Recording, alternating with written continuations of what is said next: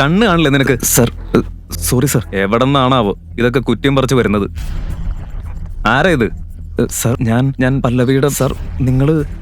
ദേവ് മേനോൻ അവന്റെ മുഷിഞ്ഞ വസ്ത്രവും എല്ലാം കണ്ട് അവൻ ഏതോ ജോലിക്കാരനോ ഓഫീസ് ബോയോ ആണെന്നാണ് വിചാരിച്ചത്. പല്ലവി, എനിക്ക് മനസ്സിലായി. സാരമില്ല, ഇത് വിട്ടേക്ക്. എനിക്ക് എന്ത് സംഭവിച്ചാലും സംഭവിക്കട്ടെ. മിണ്ടരുത് നീ. എന്റെ ലൈഫിൽ നിന്നൊന്ന് പോയി തരുവോ? എന്റെ ലൈഫ് തന്നെ നീ നരകമാക്കി. നീ എന്റെ ഭർത്താവല്ല, എന്റെ പാപങ്ങൾക്കുള്ള ശിക്ഷയാ നീ. അച്ഛൻ എന്നെ നിർബന്ധിച്ച് നിന്നെ വിവാഹം കഴിപ്പിച്ചതാ. എനിക്ക് നാണക്കേടല്ലാതെ വേറെ ഒന്നും നിനക്ക് തരാൻ കഴിയില്ല. എന്താ ഈ കിടക്കുന്നല്ല? ക്ലീൻ ചെയ്തല്ല. ശരി പല്ലവി, ഇതൊന്നും നിന്റെ തെറ്റല്ല. എന്റെ സമയത്തിന്റെ പ്രശ്നം. ഒരു നാൾ നീ എന്നെ മനസ്സിലാക്കുമെന്ന് എനിക്ക് ഉറപ്പുണ്ട്. I love you. അഭിമന്യു ഒരു കോടീശ്വര ബിസിനസ് ഫാമിലിയുടെ മരുമകനാണെങ്കിലും അവന്റെ സ്ഥിതി വളരെ ദാരുണമായിരുന്നു. എല്ലാവരും അവന്റെ അവസ്ഥയെ കളിയാക്കുമായിരുന്നു. ഹായ്, നിന്റെ അവസ്ഥ തന്നെ മോശമാണല്ലോ. നീ എനിക്ക് എന്ത് തരാനാ? തായോ. ഈ ലോകത്തിലെ എല്ലാ സന്തോഷവും ഞാൻ നിനക്ക് തരും. നീ എന്റേതാണ്. അത് നീ ഒരിക്കൽ മനസ്സിലാക്കും.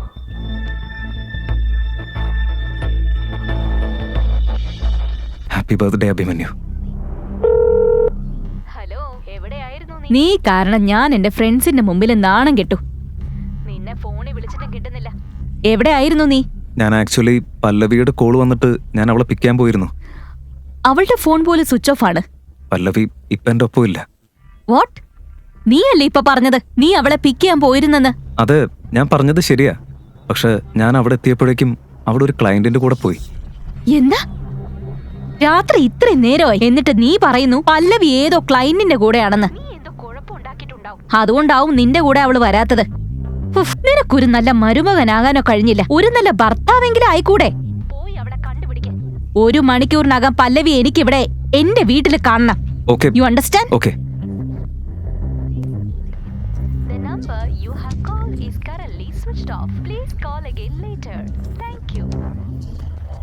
അഭിമന്യുവിനെ കുറിച്ച് ദേവ്മേനോന് ഒന്നും അറിയില്ലായിരുന്നു. പക്ഷേ ദേവ്മേനോനെ കുറിച്ച് പല്ലവി ഇടയ്ക്കിടെ സംസാരിക്കുന്നത് അവൻ കേട്ടിട്ടുണ്ട്. ദേവ്മേനോൻ അവരുടെ ഒരുപാട് കാലമായിട്ടുള്ള അവരുടെ ക്ലയന്റ് ആണെന്നും അയാൾക്ക് ഒരു നൈറ്റ് ക്ലബ് ഉണ്ടെന്നും ഒക്കെ. എന്താ നീ ചെയ്യുന്നത്?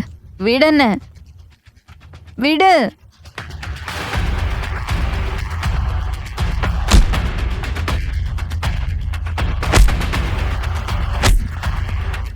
മിസ്റ്റർ ദേവ്മേനോൻ, ഞാൻ പല്ലവിയുടെ ഭർത്താവാ. എനിക്കിപ്പം നിന്നെ കുത്തി കൊല്ലണമെന്നുണ്ട്. പക്ഷേ പല്ലവിക്ക് വേണ്ടി ഞാൻ അതിപ്പോ ചെയ്യുന്നില്ല. അവള് നിങ്ങളെ ഒരുപാട് വിശ്വസിച്ചിരുന്നു. ഇനി നിന്നെ എന്ത് ചെയ്യണമെന്നുള്ള തീരുമാനം ഞാൻ പല്ലവിക്ക് വിട്ടുകൊടുക്കാം.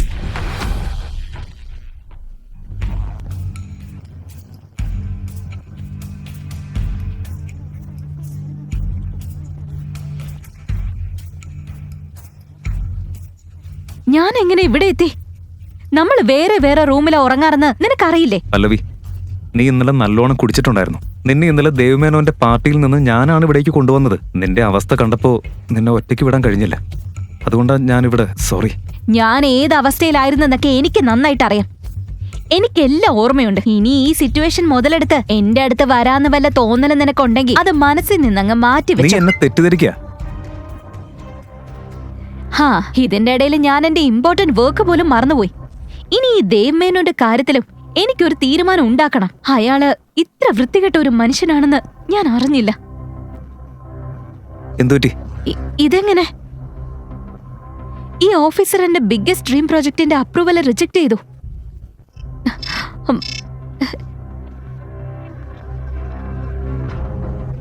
ഹലോ പല്ലവി, നമ്മുടെ കമ്പനിയുടെ ഏറ്റവും ഇമ്പോർട്ടന്റ് ആയ പ്രൊജക്ട് ഞാൻ നിന്നിൽ നിന്നും തിരിച്ചു വാങ്ങുക. കൂടാതെ ഇന്ന് മുതൽ നീ നമ്മുടെ ഫാമിലി ബിസിനസ്സിൽ നിന്നും പുറത്താണ്. നിനക്ക് നിന്റെ വഴി. I hope that's clear. Pallavi, എന്നോട് സംസാരിക്കേ. ആരാ കോളില്? പല്ലവി, വാട്ട്സ് ഹാപ്പനിങ്?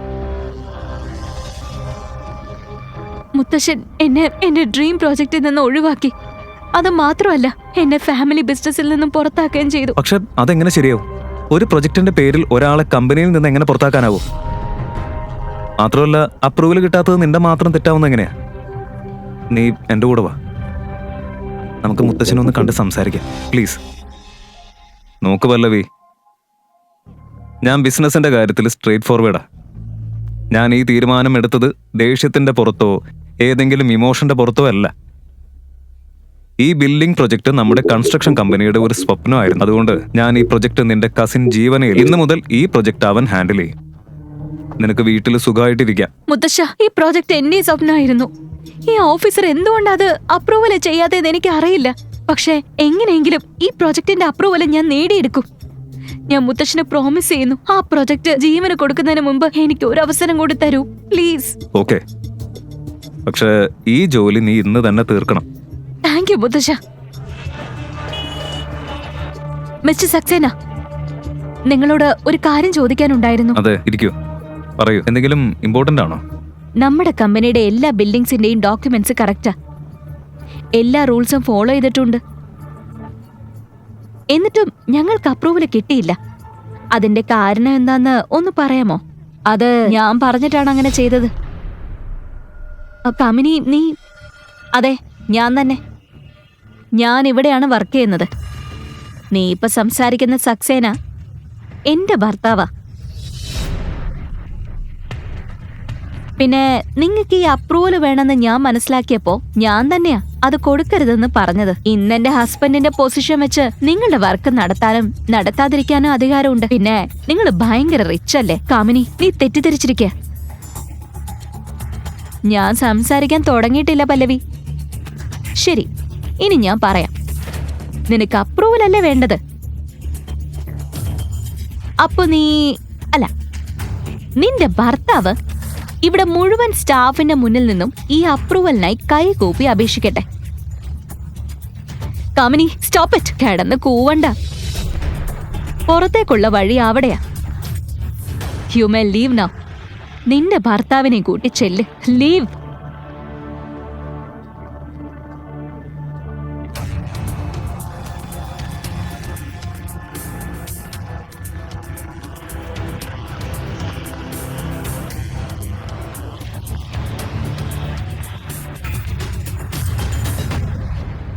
അവൻ നിന്നെ ഇത്രയും സ്നേഹിക്കുന്നുണ്ട്. നിനക്കായി എന്തും ചെയ്യും. ഇങ്ങനെ ഒരെണ്ണത്തിന് എവിടുന്ന് കിട്ടി നിനക്ക്? അതൊക്കെ പോട്ടെ, കൺഗ്രാജുലേഷൻസ്. ഇതാ നിന്റെ അപ്രൂവല്. ഇതെങ്ങനെ സാധിക്കും? ഞാൻ നിങ്ങളുടെ ഭർത്താവിന് പണം കൊടുത്തതാ. അത് നിനക്ക് തിരികെ കിട്ടും. എനിക്ക് എന്റെ പ്രതികാരമാണ് വലുത്.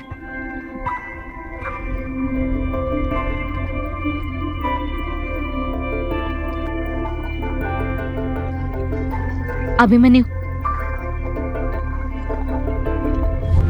നിന്നോടാരാ ഇതൊക്കെ ചെയ്യാൻ പറഞ്ഞത്? നിന്നെ അപമാനിച്ച് ഈ പ്രോജക്റ്റ് നേടാൻ എനിക്ക് ആഗ്രഹമുണ്ടെന്നാണോ നീ വിചാരിച്ചത്? ഞാൻ ഇത്ര ഭീരുവാണോ? ഇനി വാ, ഇവിടുന്ന് പുറത്തു പോ.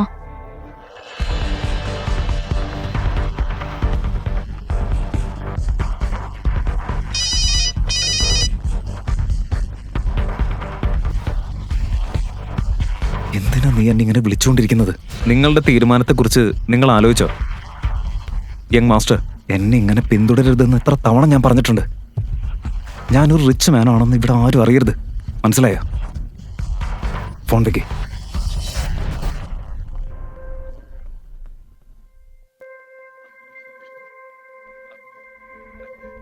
ആ, ഞാൻ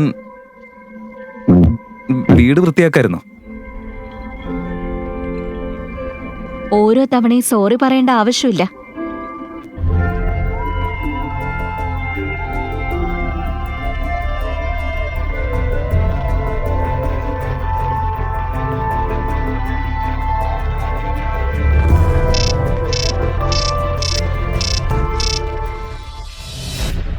പല്ലവി, പല്ലവി, നിന്റെ അച്ഛനൊരു ആക്സിഡന്റ് ആയി.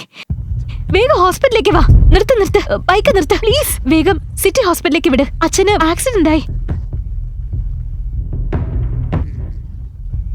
മോം, പല്ലവി, നിന്റെ അച്ഛൻ.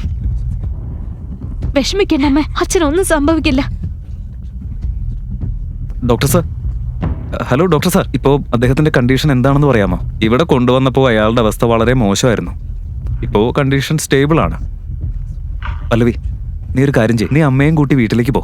അങ്കിളിനെ ഞാൻ നോക്കിക്കോളാം. ഇത്ര മോശ അവസ്ഥയില് അച്ഛനെ വിട്ട് ഞാൻ എങ്ങോട്ടും വരില്ല. പല്ലവി, അങ്കിൾ എനിക്ക് ദൈവം പോലെയാ. ഞാൻ ഏറെ കടപ്പെട്ടിരിക്കുന്ന ആളാ.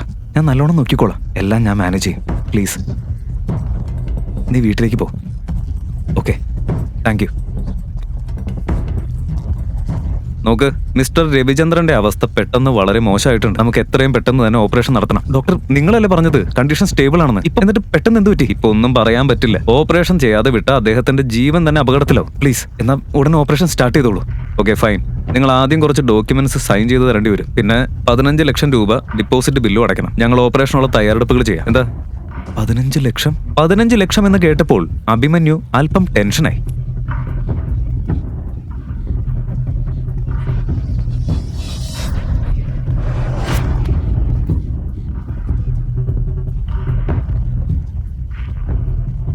നീ ഇവിടെ എന്ത് ചെയ്യാ?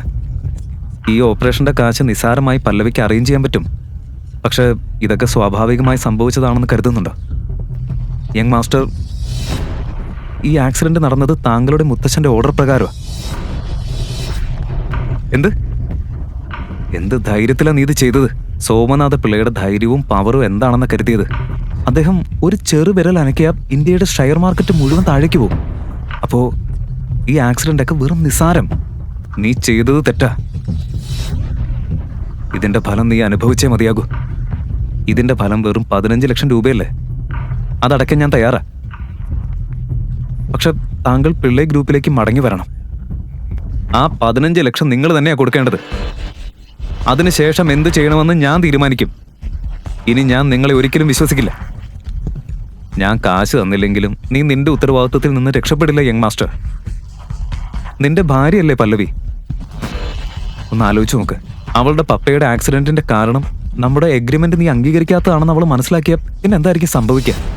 നിന്റെ സ്വന്തം പിള്ളേ ഫാമിലിയാണ് ഈ അപകടത്തിന് പിന്നിലെന്ന് അവൾ അറിഞ്ഞ നിങ്ങളുടെ പച്ച പിടിച്ചു വരുന്ന ബന്ധം അവസാനിക്കാൻ അത് മാത്രം മതി.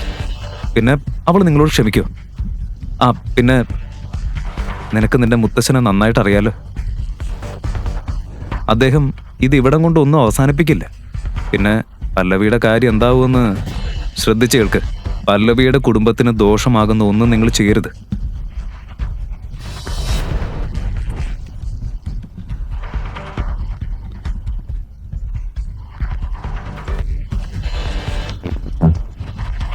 നിങ്ങൾ പറയുന്നത് പോലെ ഞാൻ ചെയ്യാൻ തയ്യാറാ.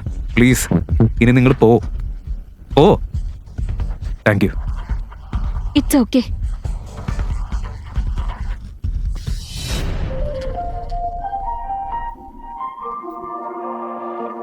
യെസ് ഡോക്ടർ, ഇപ്പോ ഡേഞ്ചറിൽ നിന്ന് ആള് പുറത്തു വന്നു. Thank you, thank God, thank you so much. Thank you. ഒരു സെക്കൻഡ്, ഞാൻ ഈ കോൾ എടുക്കട്ടെ. ഹലോ, യെസ് ദിവ്യ, പറയൂ. Yes jiju, jiju please save me. വിടനെ, വിട് ജീജു, പ്ലീസ് എന്നെ രക്ഷിക്ക്. ഇല്ലെങ്കിൽ എന്തെങ്കിലും സംഭവിക്കും. വിട്, വിട് പ്ലീസ് ജീജു. പല്ലവി, എനിക്കൊരു അർജന്റ് വർക്ക് വന്നിട്ടുണ്ട്. അത് തീർത്തിട്ട് ഞാൻ തിരിച്ചു വരാം. Please give me some time. Thank U.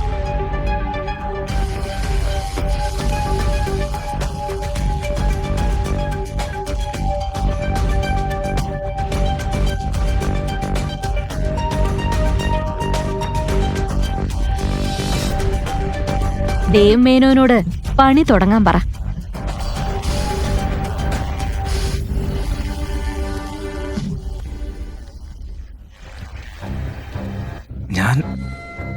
ഞാനിവിടെ എന്താ ചെയ്യുന്നത്? പല്ലവിയുടെ അച്ഛൻ ഹോസ്പിറ്റലിലല്ലേ? എന്റെ ഫോൺ ദിവ്യയെ വിളിക്കണം. ദിവ്യ, ഫോൺ എടുക്ക്. ഹലോ ദിവ്യ, നീ എവിടെ? ഇന്നലെ രാത്രി ഞാൻ മേനോന്റെ പാർട്ടിയിലെത്തിയപ്പോ നീ അവിടെ ഉണ്ടായിരുന്നില്ല. അതിനുശേഷം ആരോ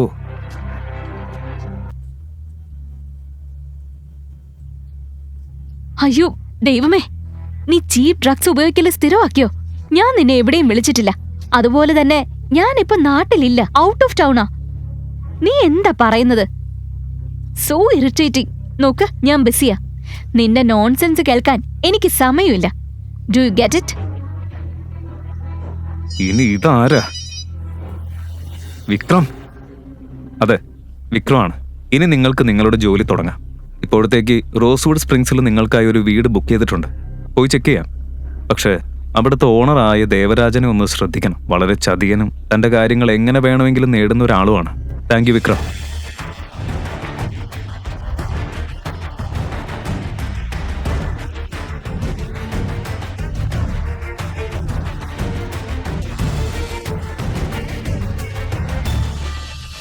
ഹൗസ് റോസ്വുഡില്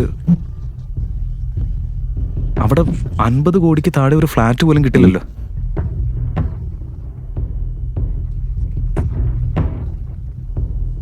ഏയ്, നീ ആരാ?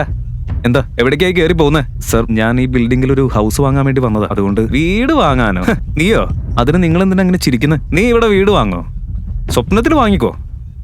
എന്തായാലും 4 പേർക്കുള്ള ഒരു റൂം ഒഴിവുണ്ട്. അത് മതിയാവും നിനക്ക്. സർ പ്ലീസ്, ഒരാളുടെ വസ്ത്രം നോക്കി അവനെ വിലയിരുത്തരുത്. ഇങ്ങനെ പറഞ്ഞാലൊന്നും നീ കേൾക്കത്തില്ല. ഞാൻ നിന്നെ പുറത്താക്കാം. മാറി നിൽക്കാം അങ്ങോട്ട്. പ്ലീസ്, എന്നെ തുടരുത്. മാറി നിൽക്ക. ഇങ്ങനെ ചെയ്യരുത്. ഇത് ശരിയല്ല. എന്തിനാ എന്നെ തൊടുന്നത്?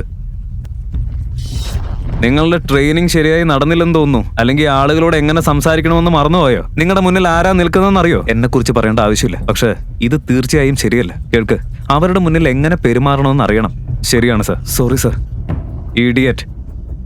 This way sir, please. ഞാൻ സോറി പറയുന്നു. ഇനി ഇത് ആവർത്തിക്കരുത്. വെൽ, മിസ്റ്റർ ദേവരാജൻ, ഈ വണ്ടർഫുൾ മീലിന് thank you so much. Pleasure is mine sir. എനിക്ക് വളരെ ഇഷ്ടപ്പെട്ടു. ഓക്കെ, ഇനി വർക്കിലേക്ക് വരാം. തീർച്ചയായും റോസ്വുഡ് സ്പ്രിങ്സ് വളരെ പോപ്പുലർ ആണ്. നിങ്ങൾ നാഷൻ വൈഡ് എക്സ്പാൻഡ് ചെയ്താൽ വലിയ പൊട്ടൻഷ്യൽ ഉണ്ടെന്ന് ഞാൻ വിശ്വസിക്കുന്നുണ്ട്. അതിൽ ഇൻവെസ്റ്റ് ചെയ്യാൻ എനിക്ക് ആഗ്രഹമുണ്ട്. അത് എന്റെ ഭാഗ്യമായിരിക്കും sir. Best wishes.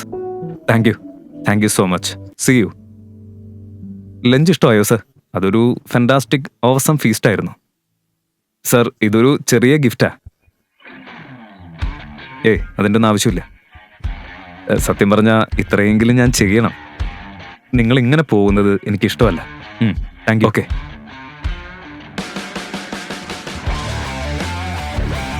Let's start. Car എടുക്ക. ഇത് ദേവരാജന്റെ കാറാണോ? ഈ കാർ റെന്റ് ചെയ്യാൻ പോലും അവന്റെ സ്റ്റാറ്റസ് പോരാ. അവര് തമ്മിൽ എന്തോ ബന്ധമുണ്ട്. അഭിമന്യു, ഇതെല്ലാം എന്താ? ഇങ്ങനെ എക്സ്പെൻസീവ് കാർ റെന്റ് ചെയ്യേണ്ട ആവശ്യം എന്തായിരുന്നു? ഇല്ല, ടെൻഷൻ അടിക്കണ്ട. ഇതൊരു ഫ്രണ്ടിന്റെ കാറാ. നീ വാ, പോവാം.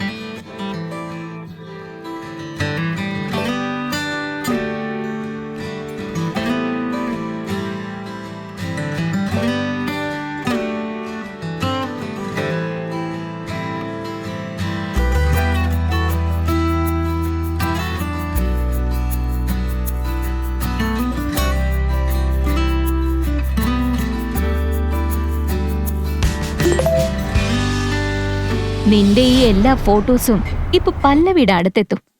ഞങ്ങൾ എല്ലാവരും ഇവിടെ നിങ്ങളെ വീട്ടിൽ കാത്തിരിക്കുക. പിന്നെ ഡിവോഴ്സ് പേപ്പേഴ്സും റെഡിയാ. വേഗം വീട്ടിലേക്ക് വാ. Come fast.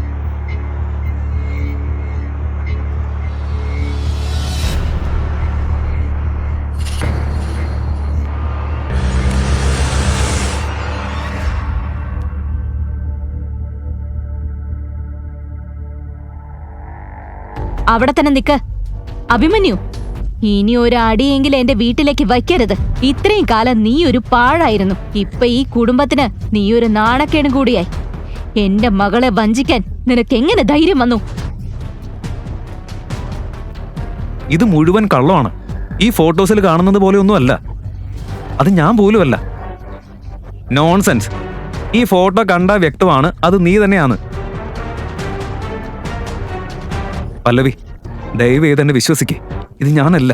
ഇതെല്ലാം കള്ളോ. നമ്മുടെ റിലേഷൻഷിപ്പ് തകർക്കാൻ വേണ്ടി ആരോ ശ്രമിക്കുന്നുണ്ട്. ഇത് അവരുടെ കോൺസ്പിറസിയാ. ഞാൻ നിന്നോട് ഇങ്ങനെ ചെയ്യില്ല, ഒരിക്കലും ചെയ്യില്ല. ഓ, എന്നാ സത്യം എന്താന്ന് പറയ്.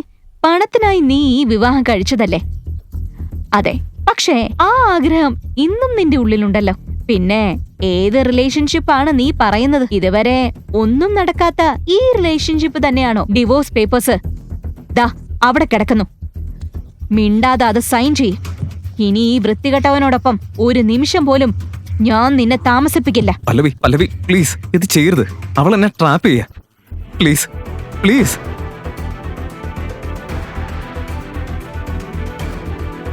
പല്ലവി അഭിമന്യുവിനെ ഡിവോഴ്സ് ചെയ്യുമോ? അല്ലെങ്കിൽ കഥയിൽ ഒരു പുതിയ ട്വിസ്റ്റ് ഉണ്ടാകുമോ? സത്യം പറഞ്ഞ് അഭിമന്യുവിന് ഈ ഡിവോഴ്സ് നിർത്താനാകുമോ? എന്തുകൊണ്ടായിരിക്കും പല്ലവിയുടെ അച്ഛൻ അഭിമന്യുവിനെ തന്നെ വിവാഹത്തിനായി തിരഞ്ഞെടുത്തത്? നിരവധി രഹസ്യങ്ങൾ പുറത്തു വരാനിരിക്കുകയാണ്. ഇതറിയാൻ പോക്കറ്റ് FM ഡൗൺലോഡ് ചെയ്ത് കേൾക്കൂ the boss. Download pocket FM app. Link in description.